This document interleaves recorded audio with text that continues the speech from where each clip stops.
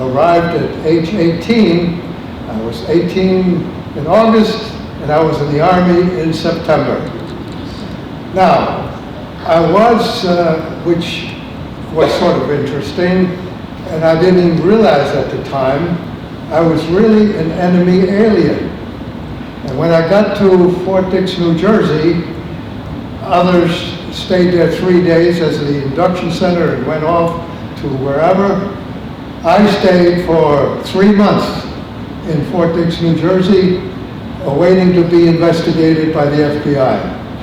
Well, apparently they finally decided I was okay because I got orders for basic training.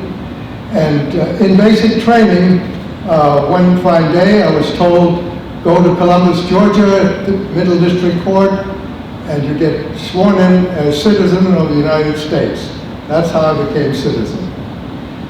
Anyway, it went on from there to advanced infantry training in the 87th Infantry Division, and that division was not of the best morale.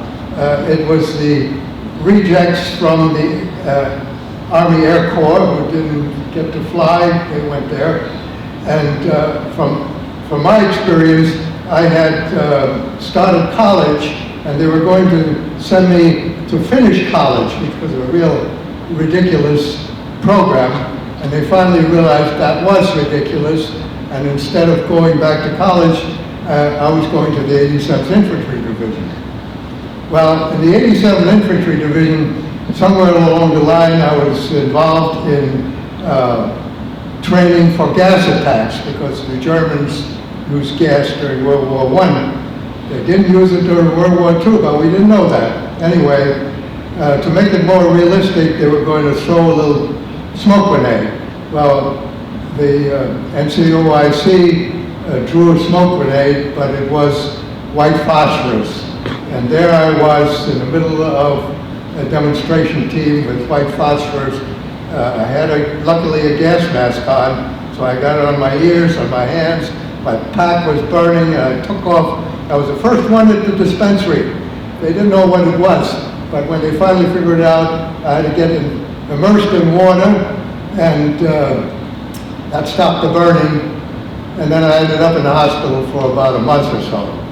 Well, while in the hospital, the others had training, and they had progressed from a 5-mile march to a 25-mile march. Well, when I came out of the hospital at about 15 miles or so, that was the end of me, and they took me back by jeep. And of course, when people were selected for replacements overseas, who was going to be picked on to go overseas as a replacement? That was me. It turned out to be a lucky thing because the 87s had a terrible record when they got overseas into the Bulge and had over 30% casualties on the first day. Anyway, I was the infantry replacement going to England, to France, and then to Belgium. And finally somebody figured out I spoke German.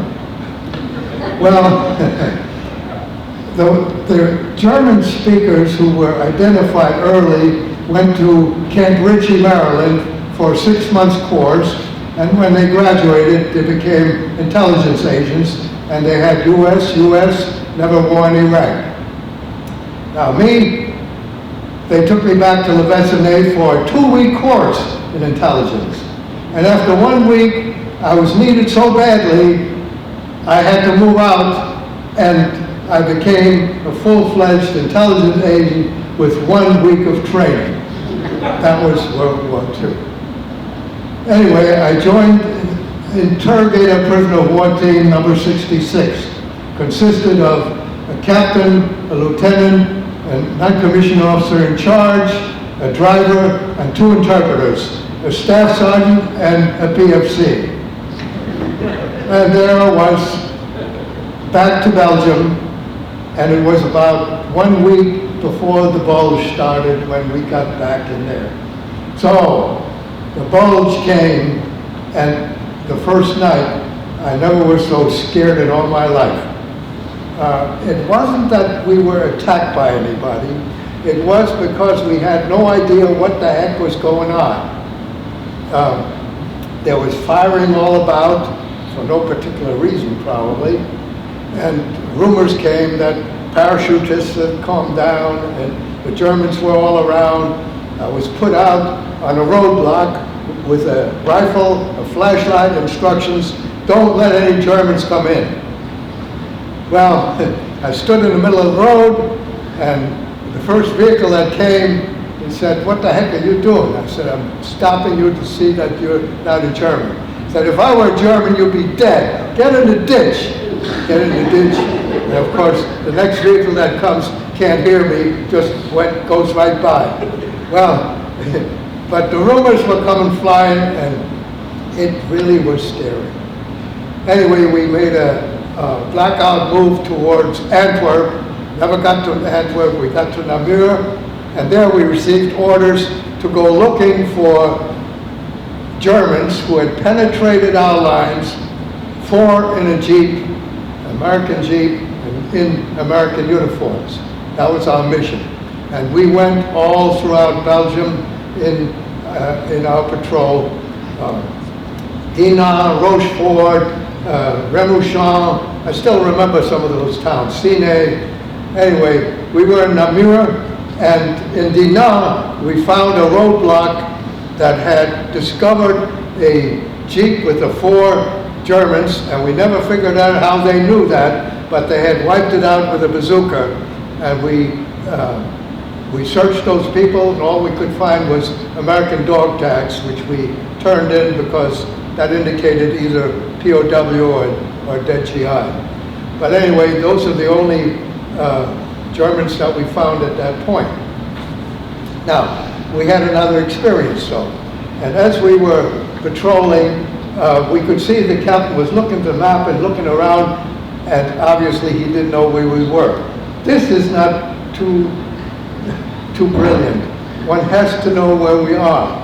So finally, we came around a curve, and there was a small little hillside where an American infantry unit was deployed, and we said, Captain, let's stop here and find out where we are. He first didn't want to do it, but he said, okay, come with me, Cohn.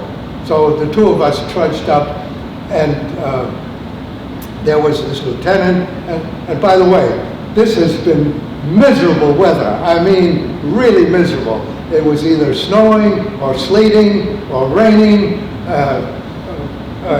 and it was foggy. It was just awful. And our Jeep, of course, we had to have the windshield down because you can't shoot through the windshield.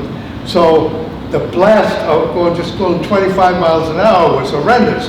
But me, PFC, gets in the back seat right behind the captain, and that blast went first to the captain and then a little bit to me. But he saved me. I never told him that.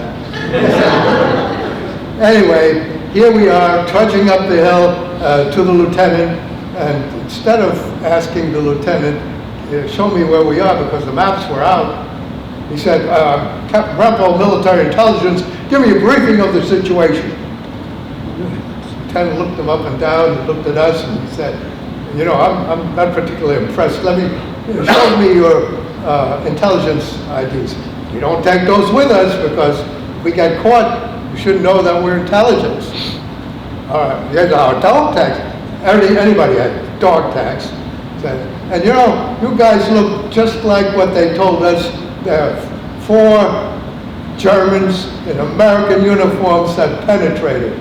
How come you tell me that you're intelligence? Maybe you're German. Of course not, we're not. He said, all right, he said, what's the 5th general order? Well, I knew my general orders, there were 12 of them, but Captain, no, he didn't know. All right. Star Spangled Banner, he starts off. Oh, say, can you see by the dog's early light, he's not singing and he gets stuck. Don't know. And said, who won the World Series? He looked at me, I looked at him, I don't know. In the meantime, more and more people coming around, and The other interpreter, the staff sergeant, he was just like me, a refugee boy, but he never lost his German accent. And he comes running up and poured on saying, "What goes on here?" And that was enough. M1 into my stomach, and M1 into the captain's stomach, M1 into Flo's stomach, and they dragged the driver up. We are now prisoners of war of the Americans. It took them 7 hours before they realized we were kosher. The lieutenant gets us and said, "Heck out of here." Captain gets us, "I don't want anyone to say one thing about this to anyone." We get back to the command post, and they're coming running at us, say, "Hey, what goes on here?" They had heard the whole story, and we never lived that one down. That was the Battle of the Bulge. Well, it's funny now. It wasn't funny then, believe me, with that rifle in my stomach, and they thinking I'm a kraut. Oh my gosh. Anyway, the mission that we had was going into Germany. We would have dossiers about personality targets and building targets. Personality targets were people who were going to be tried by war crimes. Building targets was anything that was going to be of benefit to the occupying force, to us. There were, for example, Nazi headquarters and civilian administrations. They were of interest. Some of it went back for war crime trials. Any military installation we could use. We had also the utilities. All these things were targets for us as we were going into the cities, and these were going to be all the big cities throughout Germany. Well, here we went on, the first city was Cologne. Cologne was in the middle pretty well flattened, and the outskirts where we finally decided to make some Germans evacuate their billets, their apartments, and we took them over. They were still in pretty good condition. So we started off in Cologne, but you know, at that point, all the Germans who were of any interest to us had drawn back across the Rhine to the other side, and the other side of the Rhine was still occupied by the Germans. One of the primary targets was a caserne, a German army caserne, and we went into that. We parked the vehicle behind. It was right along the Rhine River, and we went through it, and we could see the Germans had evacuated very quickly, and everything was in a mess. But one thing was still living there. It was a canary bird. And it was something you just don't forget. Everybody was gone except this canary bird, and the Germans had left plenty of food for him. And we didn't have to really worry about that bird, but we kept admiring, and suddenly a mortar round came over. They had seen our Jeep, and we dashed like mad because mortars, one over, one short, and fire for effect. The first one was over, and as we were running down, the short one came in. We got in that Jeep, we moved it like mad, and sure enough, had we been there, we would have been wiped out. Now this is personal now. They're trying to kill me. You know, usually artillery fire or airplanes or whatnot is very impersonal, but this one was personal, and it shook me up quite a bit. Now Cologne was a good interest story here that I need to tell, because it was a good feeling all around, believe it or not. We had been there for probably a week or so, and we were patrolling to enforce the curfew. Two of us in a Jeep, and suddenly we see some figure running across the road in the darkness, couldn't tell what it was. So we hurried on up and we accosted a young girl.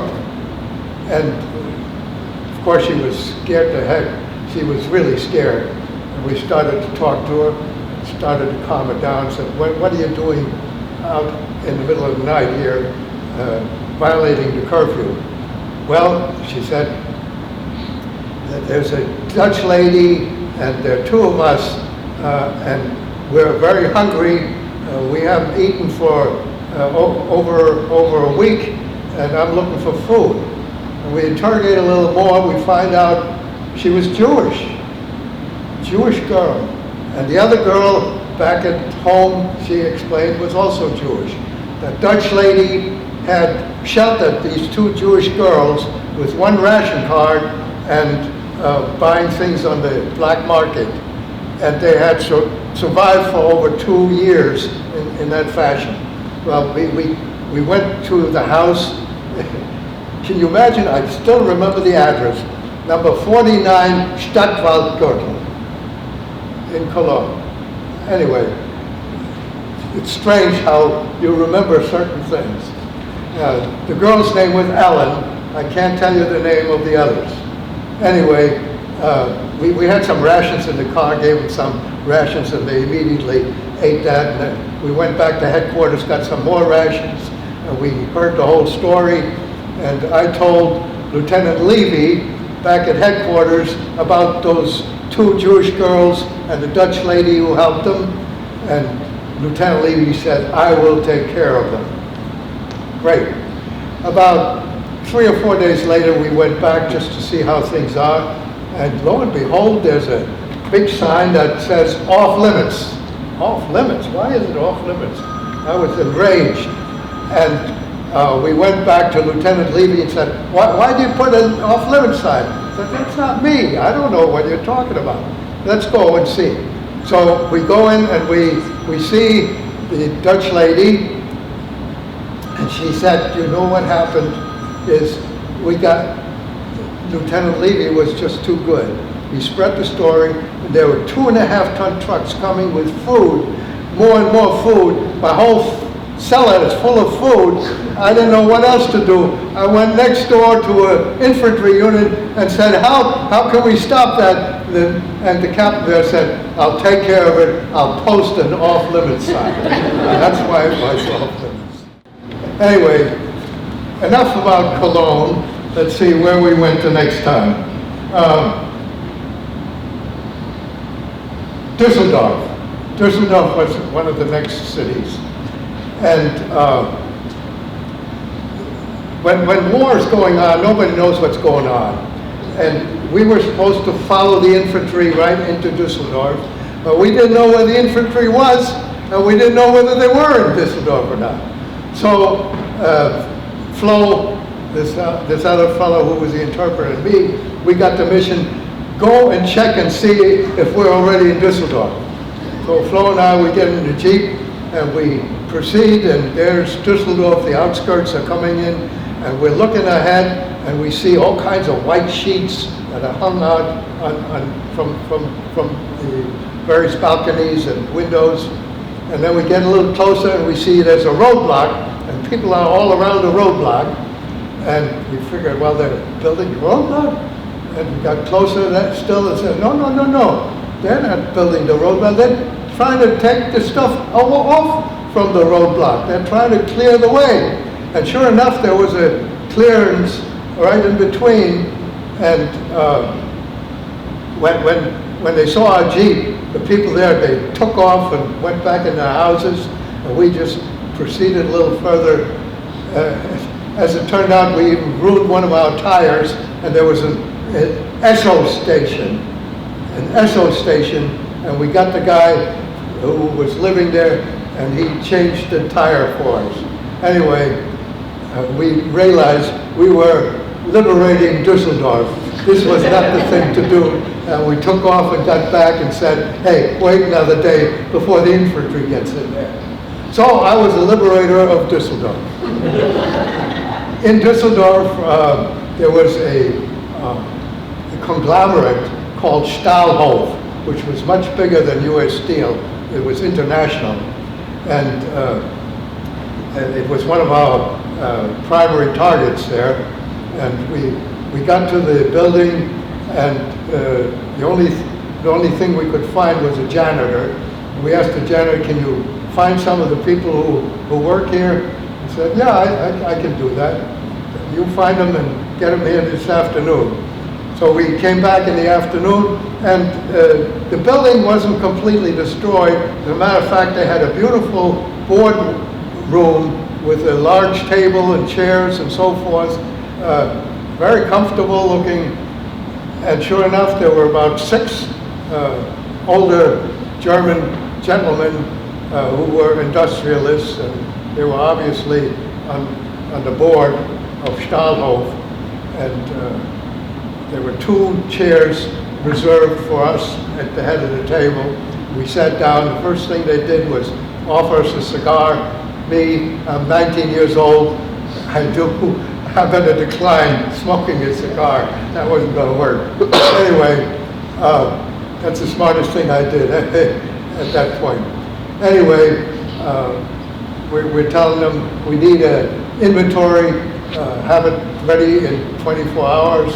And they said it would take us 6 months to give you a valid inventory. No, you give us what you can in 24 hours. And that's how it went. And we got it and turned it in. Anyway, these are the people that we're dealing with, and I'm recognizing as a 19-year-old with no more than a German 7th grade education and one term of college, this was above my pay grade, no question about it. But the report we turned in was just what they gave us, and the follow-up, of course, was with civil affairs, so we really didn't have anything else to do about it. After Düsseldorf came Frankfurt, and that was interesting too. Frankfurt was completely destroyed in the middle of the town. And just a little bit further out was the IG Farben building. And the IG Farben building was protected by the Army Air Corps. They were not going to touch it because that was going to be supreme headquarters for Europe. The IG Farben building, even when I left in '74, was still a Corps headquarters. So we were really in it. But this was going to be Eisenhower's headquarters. So we get to that. It was the first priority target, but we didn't get to it on the first day. We got to it on the second day. And we had to arrange for a bomb disposal unit to come with us because there were going to be safes down in the basement which had to be blasted open, and they were going to do that for us. I guess that's why the delay, but that was a fateful delay because in the interim, an infantry commander had found a lot of refugees and didn't know what to do with them, and he put them into the IG Farben building, and they smashed all the windows, they threw out all the furniture, and it was a mess when we finally got there.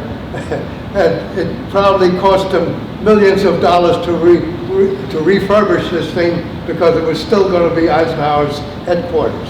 So just because we were one day late, that was the result. In the meantime, they blasted the safes open, and the EOD people, they took the diamonds that they found, that was theirs, and there were stacks of marks in there. They gave us the marks, and we thought the marks wasn't going to be worth anything. So when we got back to headquarters, I know I distributed thousands of marks as souvenirs for the people who couldn't go into the field. Well, later on we found out it was about 10 cents to the dollar. All this was good money, and that was distributed that way. Anyway, that was Frankfurt, and there was another Jewish family that we found in Frankfurt. He later became the head of the Jewish congregation, but he had a story too. He had a German wife who had protected him up to a degree, but their children had been taken away, and one had died, another one had been raped by the Germans, and she had a 3-year-old in there as we discussed these things, and all this came to light. They told us horror stories that we hadn't heard before. All this business of 6 million Jews being killed, we didn't know that. We did not know it. We knew about concentration camps, sure, but we didn't know that these were extermination camps among them. One of the other cities was Wiesbaden, and in Wiesbaden we liberated a labor camp of Russians and Ukrainians. And when we went in there, we immediately found out that that was a mixed group there of workers. There were some there, about half of them had volunteered to work for the Germans, and the other half were slave labor who were imported to do the dirty work that they were committed to do. Now, the first try of trying to separate who was a volunteer and who was a slave labor fell completely flat. They all spoke a little German, but not enough so that when we interrogated them, we could tell the difference. Anyway, we finally gave that up, and when the war ended, the Russians established a mission and wanted these people to come back to Russia, but most of them were pretty leery. And I remember one girl that went back about a month later. Somehow she came back to Wiesbaden.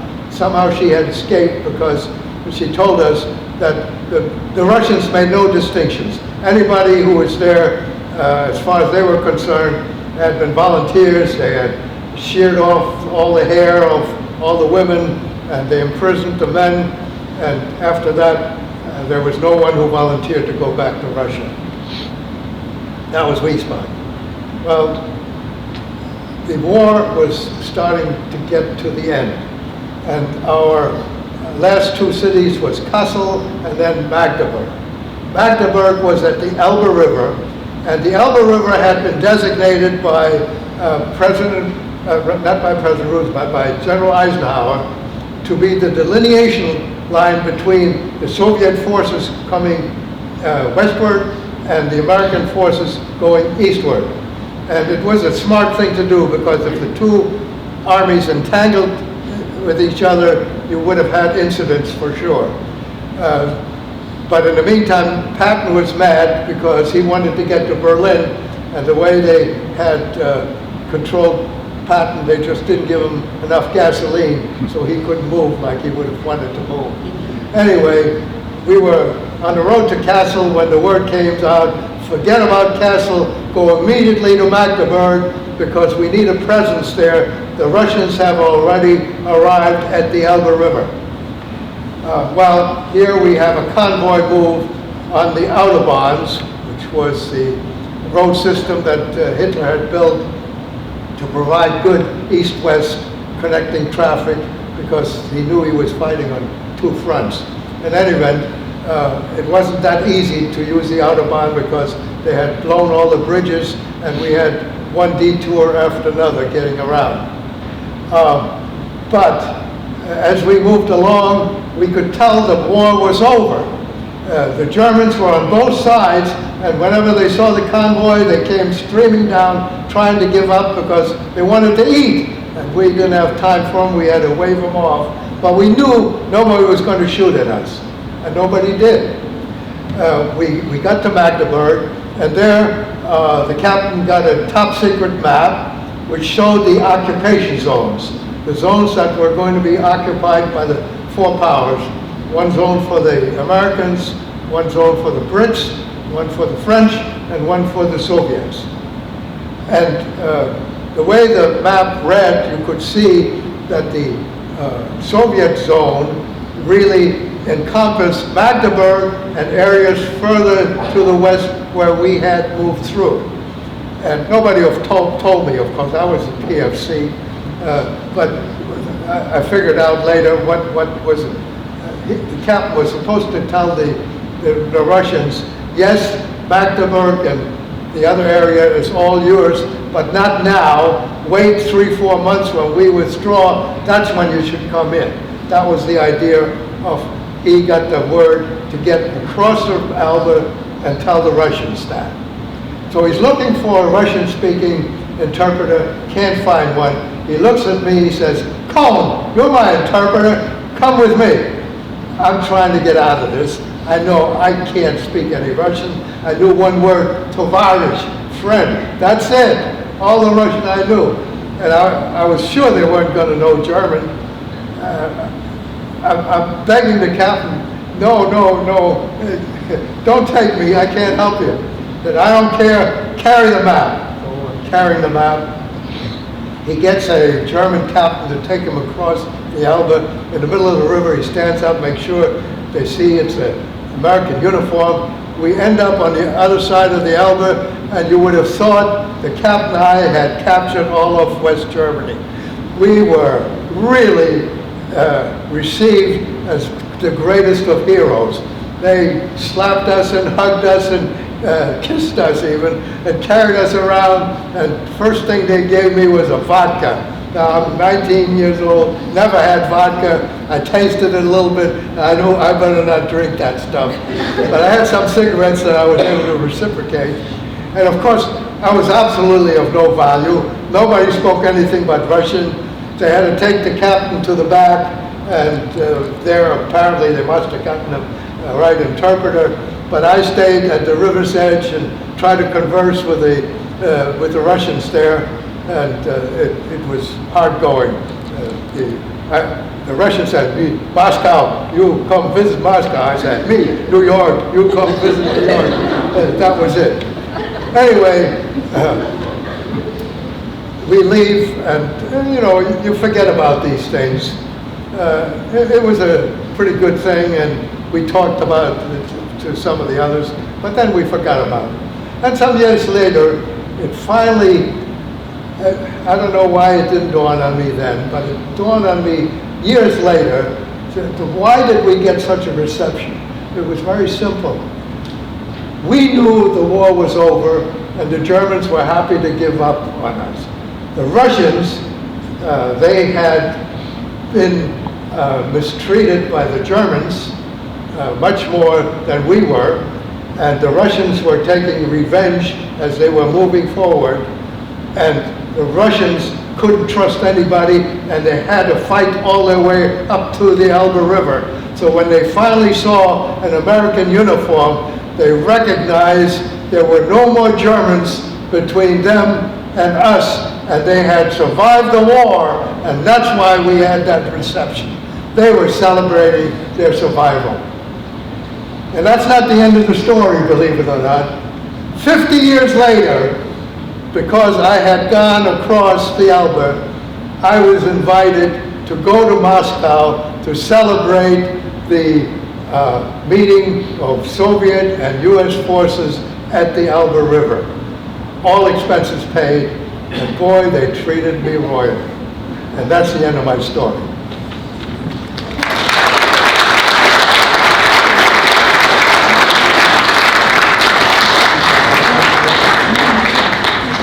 Thank you so much. That we know that we could sit here, I think, for hours, and you have days and weeks worth of stories to tell, and so interesting. I know.